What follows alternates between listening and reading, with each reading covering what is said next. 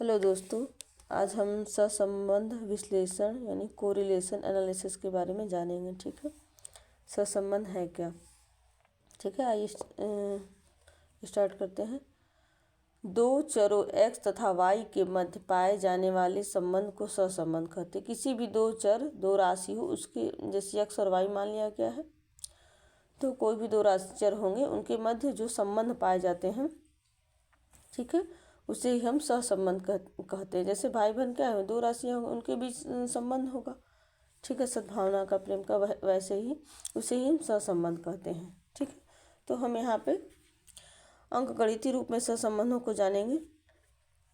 इसकी परिभाषा देखिए, प्रोफेसर किंग के अनुसार दो चर या श्रेणियों के बीच कार्य कारण को ही सहसंबंध कहते हैं। ठीक है, और बहुत छोटी छोटी परिभाषाओं को ही लेंगे। प्रोफेसर कार्न के अनुसार जब दो या दो से अधिक राशियां सहानुभूति में परिवर्तित होती हैं, जिससे एक में परिवर्तन का दूसरे में भी परिवर्तन होता है, वही सहसंबंध कहलाते हैं। ठीक है, जब कोई भी दो राशि होती हैं जो सहानुभूति से आपस में परिवर्तित होती हैं, तो किसी एक में जब परिवर्तन होता है तो दूसरे में भी परिवर्तन होता है। जब हमारे घर में किसी को एक को खुशी मिलती है तो अन्य सदस्य भी खुश होते हैं, या कोई एक सदस्य दुखी होता है तो उसके परिप्रेक्ष्य में दूसरे भी सदस्य दुखी हो जाते हैं। तो सकारात्मक और नकारात्मक दोनों तरह के हम परिवर्तनों को देखते हैं। तो वही सहसंबंध हुआ, आपस में कहीं ना कहीं उन दोनों वे सदस्य या राशियाँ एक दूसरे के से प्रभावित होती हैं, तो वह सहसंबंध वहाँ स्थापित होता है। ठीक है, सहसंबंध के ये परिभाषाएं हैं, बस दो करना है। इस सहसंबंध के प्रकार या कितने प्रकार का होता है। सहसंबंध हमारे तीन प्रकार के होते हैं। पहला है धनात्मक तथा ऋणात्मक सहसंबंध। ठीक है, धनात्मक यानी जहाँ सहसंबंध की परिवर्तन दिशा में सहयोगात्मक योगदान होता है, वह धनात्मक होता है। जहाँ सहसंबंध ऋणात्मक होता है, कमी देखी जाती है, वहाँ सहसंबंध ऋणात्मक होता है। ठीक है, यह सहसंबंध के प्रकार हैं। धनात्मक हो गया, ये देखिए, रेखी और अरेखी या वक्र सहसंबंध। ठीक है, रेखा जब दो चलों में परिवर्तन का अनुपात स्थायी रूप में समान होता है, अर्थात जब दो चलों या वेरिएबल्स में विचरण का अनुपात सदैव एक सा होता है, इस प्रकार सहसंबंध को रेखी कहते हैं। एक रेखा एक दिशा, जैसे एक रेखा एक जा रही है, ऐसे जा रही, तो एक ही दिशा में एक तरह का ही परिवर्तन होता है, तो उसे सहसंबंध हम रेखी सहसंबंध कहते हैं। ठीक है, और दूसरा है सरल या बहुगुणी सहसंबंध। सरल, बहुगुणी एवं आंशिक सहसंबंध। ठीक है, जब दो चल मूल्यों के बीच में पाए जाने सहसंबंध को सरल सहसंबंध कहते हैं। ठीक है, यह आंशिक रूप से होता है। जैसे उदाहरण में देख लीजिए, यदि वर्षा और खाद्य दोनों की उपज पर सामूहिक प्रभाव का गणितीय अध्ययन किया जाता है। ठीक है, या यह बहुगुणी सहसंबंध कहलाएगा। ठीक है, इस प्रकार हमारा सहसंबंध कितने प्रकार के हो गए? तीन प्रकार के हो गए। धनात्मक और ऋणात्मक पहला हो गया, दूसरा रेखीय और अरेखीय हो गया, या वक्र भी कह सकते हैं, या तीसरा हमारा सरल या बहुगुणी हो गया। ठीक है, इन संबंधों के आधार पर हम चरों में परिवर्तन देखते हैं। ठीक है, तो सहसंबंध के परिणाम पे क्या निकलेगा? अगर इसका अगर सहसंबंध जहाँ विस्थापित होता है उसका क्या रिजल्ट आएगा? पूर्ण सहसंबंध होगा। ठीक है, यह पूर्ण सहसंबंध होगा। धनात्मक स्थिति में ही होता है, सहसंबंध की अनुपस्थिति हो सकती है। ठीक है, सहसंबंध सीमित परिणाम होगा, उच्च स्तर का सहसंबंध। ठीक है, देखिए, एक होगा मध्य स्तर का सहसंबंध, निम्न स्तर का सहसंबंध। सहसंबंध के कहीं भी किसी भी गणितीय गणना हो या संबंध हो, कुछ भी हो, उसमें भी किस तरह के हमारे संबंध को रिलेशन स्थापित हो रहे हैं। ठीक है, उसके अलग अलग तरह के जैसा स्थापित हो रहा है वैसा हमें परिणाम पूर्ण, आंशिक, सरल, मध्य, निम्न स्तर के सहसंबंध हमें प्राप्त होते हैं। ठीक है, सिर्फ उसका पॉइंट आउट आप कर लीजिएगा।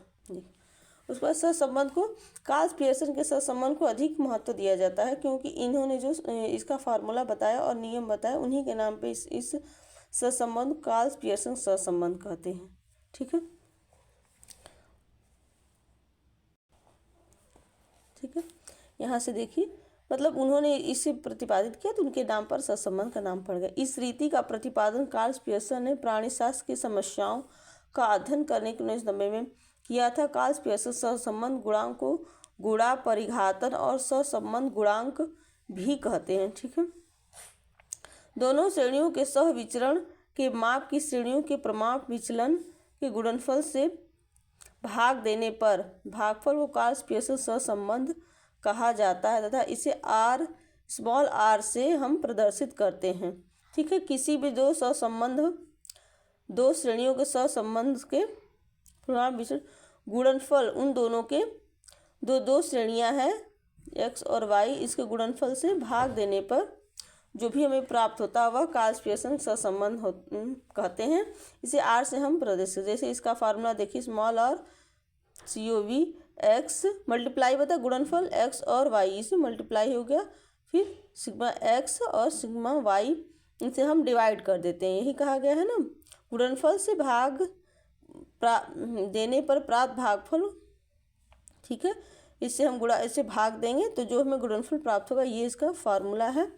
तो वही जो रिजल्ट आता है उसी को हम कार्ल पियर्सन सहसंबंध कहते हैं। ठीक, ये रहा हमारा कार्ल पियर्सन का सहसंबंध।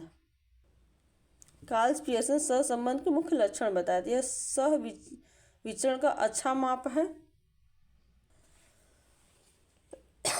दिशा का मान बताता है, सीमा एवं मात्रा का ज्ञान, आवृत्ति का महत्व, जो हमारी आवृत्तियाँ क्या धनात्मक हो रही ऋणात्मक हो रही है, कार्य कारण का संबंध नहीं बताता है, आदर्श माप है और गणना कठिन है, परिणाम के निर्वचन की आवश्यकता।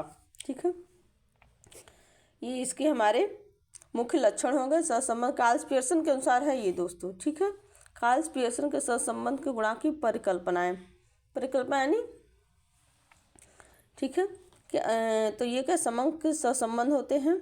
समंक माला के प्रभावित करने वाले स्वतंत्र कारणों में आपस में कारण एवं प्रभाव का सहसंबंध होता है। दोनों श्रेणी में रेखीय संबंध होता है। लाइनर होता है, जो अभी हमने सहसंबंध के प्रकार में पढ़ा था, रेखीय।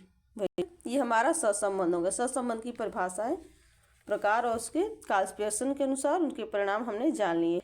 आइए अब हम जानते हैं सहसंबंध प्रतीप गमन विश्लेषण। ठीक है, प्रतीप गमन विश्लेषण का रिग्रेशन एनालिसिस। प्रतीप गमन विश्लेषण का अर्थ क्या होता है। सांख्यिकी में प्रतीप गमन का शाब्दिक अर्थ वापस आने या पीछे लौटने से, ठीक है, किसी भी चीज़ के वापस आने या पीछे लौटने से होता है। ठीक है, इसका प्रयोग सर फ्रांस गाल्टन ने किया था।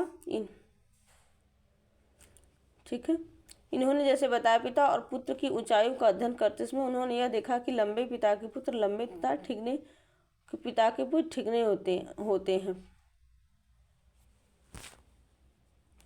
तो उन्होंने जैसे पिता और पुत्र का अध्ययन किया था, तो हम अक्सर देखते हैं कि सामान्य जैसे जितने पिता की लंबाई या माता की लंबाई होती है, तो पुत्र पुत्री उसी के आसपास ही रहते हैं। ठीक है, तो वह लंबाई व जो ऊंचाई है उन्होंने उसके वहाँ पास तक पहुँचने की चेष्टा की है। थोड़ा ही हम पीछे या आगे की तरफ रहते हैं, लगभग एवरेज हम वहीं आसपास रहते हैं। तो उन्होंने वही बताया कि हम कम वहाँ वापस आने की प्रवृत्ति, मतलब जो भी हमारी ऊंचाई है वहाँ तक पहुँची है। ठीक है, वापस आ गई है, यानी कि लंबे पिता के पुत्र लंबे हुए वहाँ तक आई है। ठीक, यही वह हमारा प्रतीप। ठीक है, इसकी उपयोगिता जान लेते हैं। ये देखिए, उनके अनुसार परिभाषा है। रॉबर्ट्स और वालिस के अनुसार प्राय यह ज्ञात करना अधिक महत्वपूर्ण होता है कि दो घटनाओं में वास्तविक संबंध क्या है, जिससे एक चर मूल्य स्वतंत्र चर मूल्य के ज्ञान के आधार पर दूसरे चर मूल्य का पूर्वानुमान लगाया जा सके। इस प्रकार की स्थिति में प्रयोग किए जाने वाले वस्तुनिष्ठ तकनीकी प्रतिगमन कहलाती है। ठीक है, यह सब जो भी हम अनुमान लगाते हैं सांख्यिकी के आधार पर प्रतिगमन में, वह एक अनुमानित ही रहता है, एक औसत तक पहुंच पाता है। ठीक है, पूर्णतः हम नहीं कह सकते हैं कि ये वहाँ तक प्राप्त होगा या उससे नीचे रहेगा। ठीक है, नियर अबाउट वहीं तक रहता है। प्रतिगमन की उपयोगिता। ठीक है, सहसंबंध विश्लेषण जहाँ घटनाओं के सह परिवर्तन के संबंध को बताता है, वहाँ प्रतिगमन विश्लेषण संबंध की प्रवृत्ति और मात्रा के आधार पर भावी अनुमान प्रदान करने में सहायता होता है। ठीक है, इसकी सहायता से मूल्य के आधार पर मांग का, वर्षा की मात्रा, बीज, खाद आदि के आधार कृषि उपज तथा पूंजी को बढ़ाने, घटनाओं पर लाभ इत्यादि में होने वाले परिवर्तन अनुमान लगाया जाता है।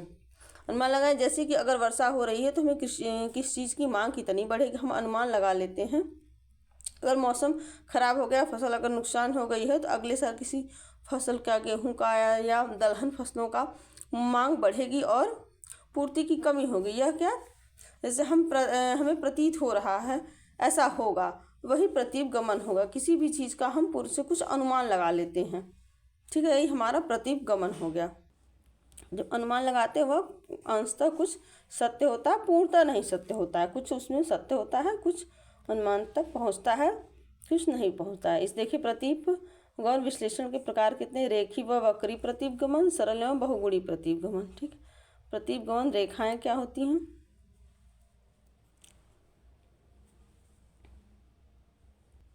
ठीक है।